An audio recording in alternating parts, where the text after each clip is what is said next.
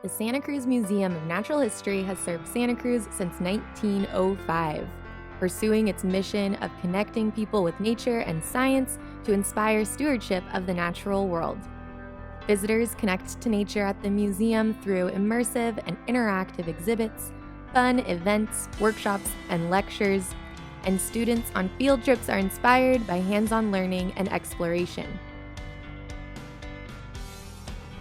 It's so important to have a place where kids and families can convene and learn about nature, and even more important, learn about the people and the cultures that came before us.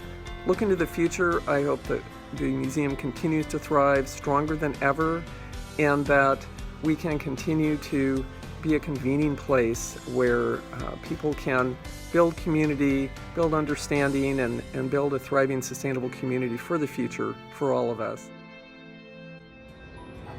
You probably know this plant as sourgrass or oxalis, and there are several species that you are likely to come across. The museum at your side brings the museum experience to you.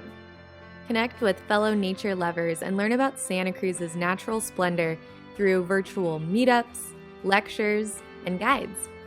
Our collections represent, more than 150 years really of collecting in the Monterey Bay Area.